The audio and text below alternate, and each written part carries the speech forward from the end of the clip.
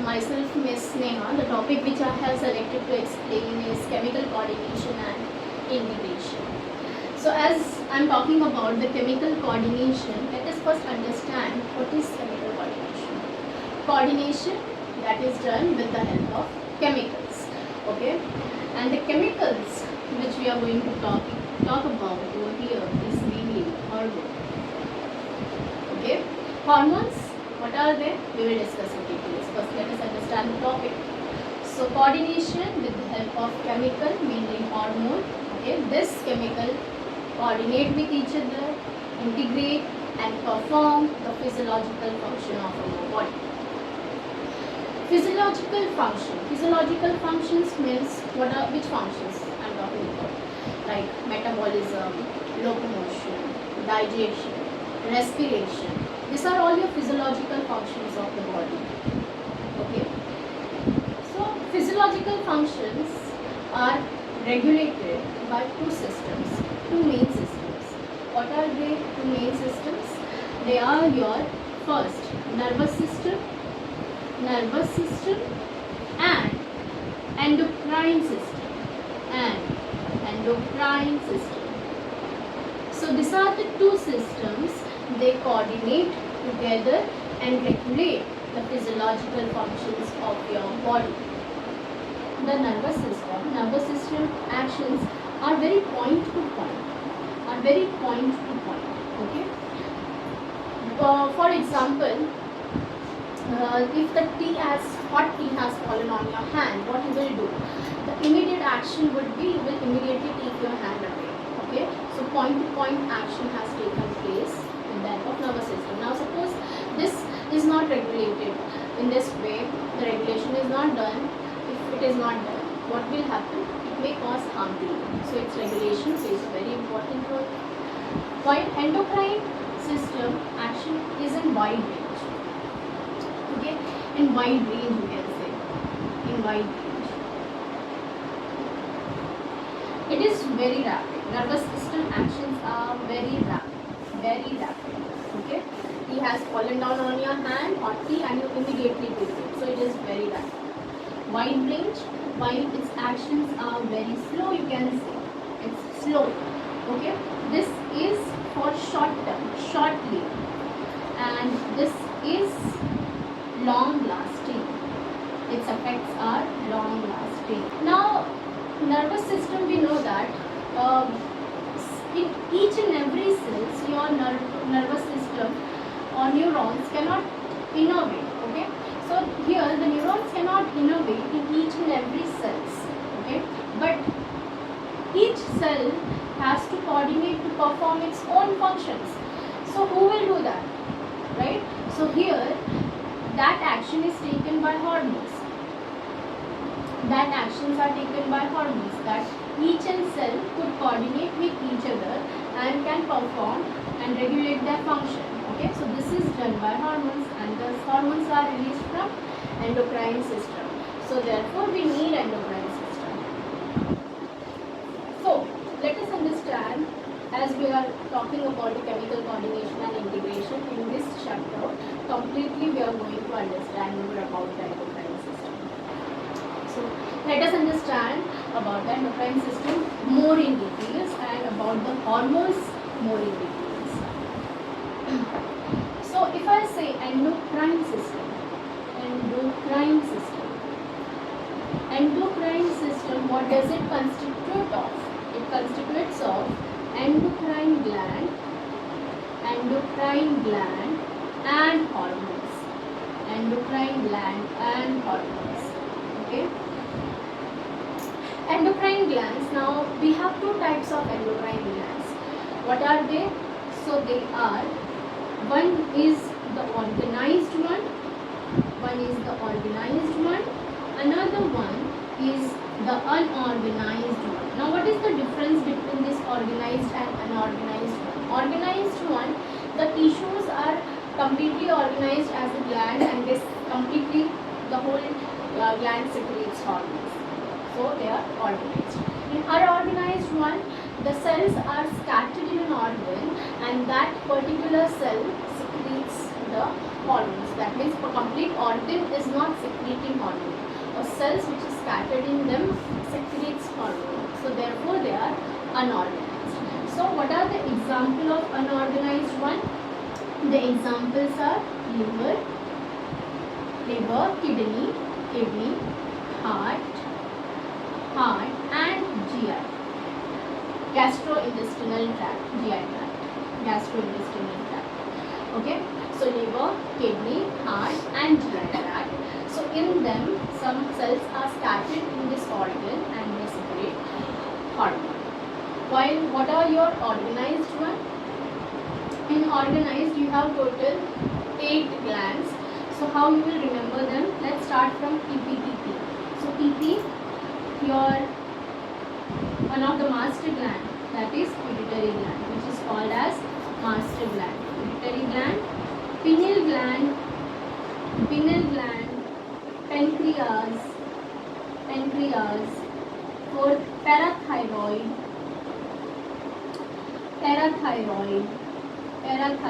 Okay, these are the glands. With this, you also have parathyroid, thyroid,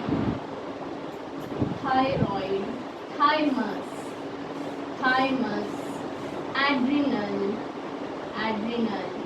gonads. So in gonads we have two in the sense, in male you have testes and in female you have ovary. Okay, pair of them are present in male as well as in female. So these are the 8 glands, organized endocrine glands in our body, and they all secrete hormones. Pituitary, pituitary, pineal, pancreas, parathyroid. And once you remember parathyroid, thyroid comes in your mind. Thyroid, thymus. Okay. Then adrenal, gonads. In gonads you have testes and ovaries. Okay. So these are all your endocrine glands. What are endocrine glands? Endocrine glands are ductless glands. They are ductless glands. So we call it as ductless. Now why ductless? What is the meaning of duct? First let's understand. Duct means any kind of a tube.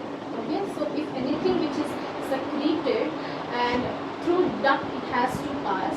Okay, so through duct that thing is getting secreted. You can say that. But endocrine gland do not work like that. Okay, it do not have any duct. So it secreted anything directly into the blood. Anything means it secretes hormones. So it secretes hormones directly into the blood. It secretes hormone directly into the blood. So these hormones are directly secreted into the blood without the help of any duct. So therefore endocrine glands are ductless glands and they all secrete hormones. Okay. So let me explain in details about the hormones. What are hormones? Let us understand hormones.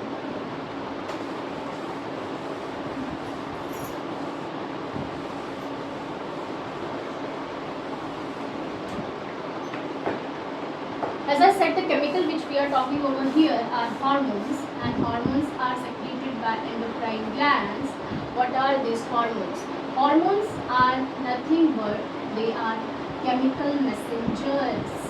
They are chemical messengers, as well as you can call it as a primary messenger. Okay, as well as you can say that it is non-nutrient chemical, or just say it as non-nutrient. Okay, you don't get any nutrient from this, but it is very important. So it is non-nutrient. It act as intercellular messenger. Now what is intercellular? What is the meaning of intercellular? Inter means between the cells. Suppose these are cells, so between the cells hormones will act. Okay, so therefore it acts as a intercellular messenger. So this is also important. So they are chemical messenger, primary messenger, non-nutrients act as a intercellular messenger.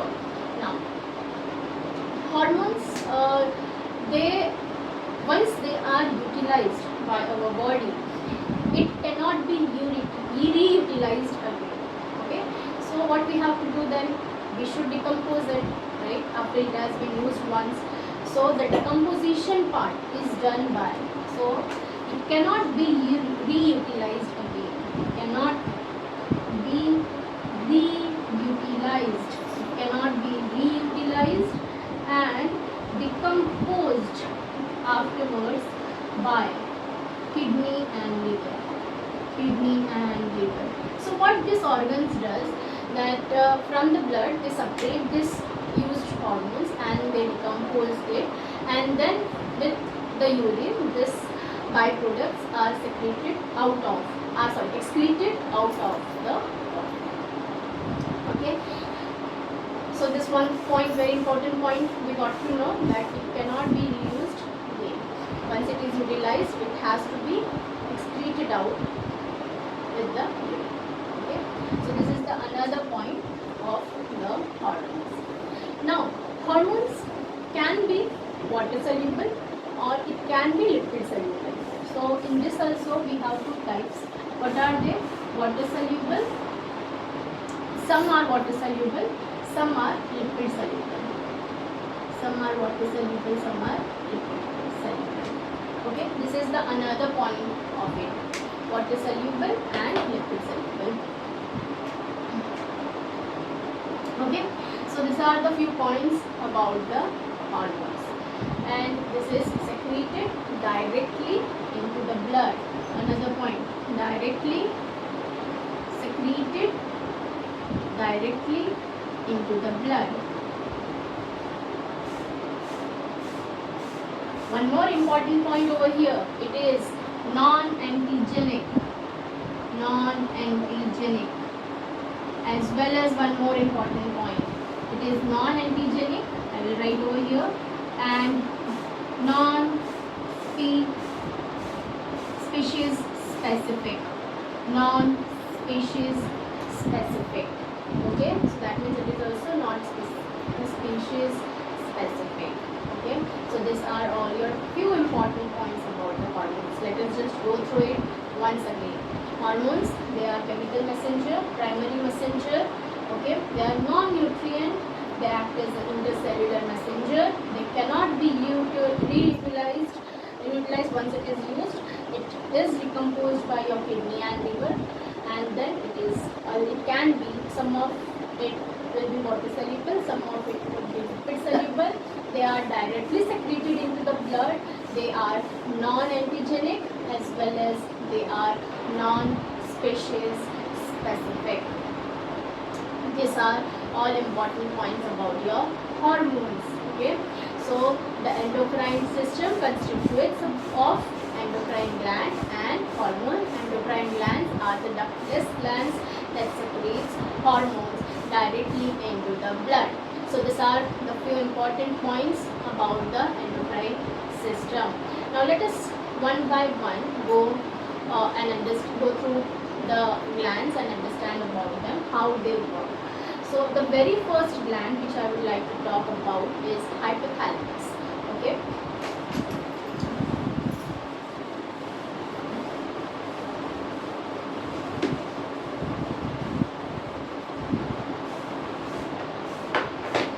Hypothalamus, what it does, we have not included it in over here in the endocrine gland, but hypothalamus also secretes hormones. What is the main role of this gland, hypothalamus? Hypothalamus. So what it does,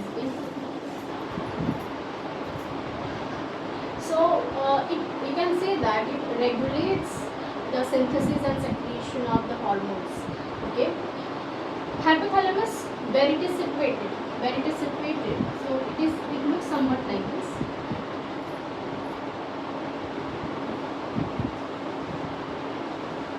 Okay. And in our brain, if I draw, in our brain somewhere over here,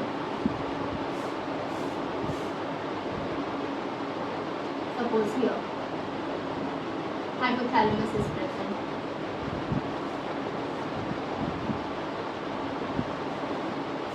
Okay, this is your pituitary gland. Pituitary gland. So where this hypothalamus is present? Hypothalamus, it is present in the basal part of diencephalon. So somewhere over here. So it is present basal part of diencephalon. Basal part of diencephalon. Your diencephalon constitutes of three parts. That is your first hypothalamus. Here is your thalamus, and over here above of all your epithalamus.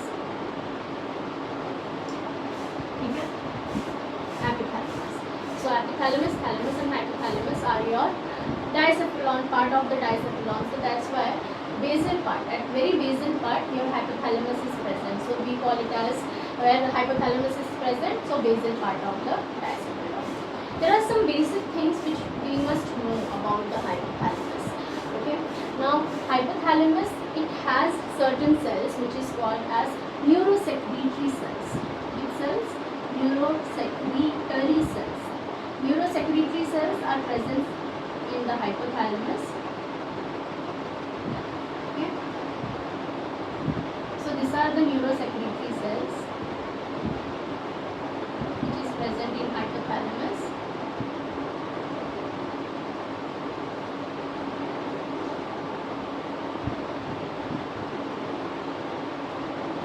Okay. These are also called as nuclei. It is also called as nuclei. These are the neurosecretory cells. These cells will secrete hormone by hypothalamus. Okay. So what happens? There are two ways of secreting hormones by the hypothalamus. What are the two ways by which it secretes hormone? The first way is that now you can see this is one of the neurosecretory cell, which is also called as nuclei. Now what happens over here? This nuclei will secrete hormone, and here it secretes hormone in this portal system. So through the portal system, it enters into the pituitary gland, and the pituitary gland, according to which type of hormone it is secreting, it will synthesize that hormone and secrete it. Okay. For example, your hypothalamus suppose secretes TRH. Now what is TRH? TRH is thyroid releasing hormone. Thyroid releasing hormone. Suppose neurosecretory cell secretes this TRH, thyroid releasing hormone. This thyroid releasing hormone, first it will be secreted in the portal system, and through the portal system it will enter inside the pituitary gland, and this pituitary gland, depending upon it, it will release TSH. What is TSH? Thyroid stimulating hormone. So it is going to synthesize this. So which hormone your hypothalamus synthesizes and secretes in the pituitary gland? Depending upon that, your pituitary gland decides which hormone it has to synthesize, and then it secretes that particular hormone. While your pituitary gland is divided into two parts. So this one is anterior and this one is posterior. So your portal system over here, this is present in the anterior pituitary gland. Okay. Portal system, this portal system is present in anterior pituitary gland. Now this portal system, which I am saying you, portal system, what is this system? Portal system, the example I would give, suppose there is the veins which are coming from the posterior region, for example leg, and it is connected, it enters inside your kidney. So without directly entering into heart, this vein, portal system is the system where we talk about the blood vessel, that is vein. So the vein from the posterior part, the leg, it enters inside the kidney without entering the heart. So here also the same thing is happening. From the hypothalamus, the portal system enters into the another part of another gland, that is pituitary gland. So that's why we are calling that as a portal system. Okay. So portal system is present in the anterior part, but it is not present in the posterior part.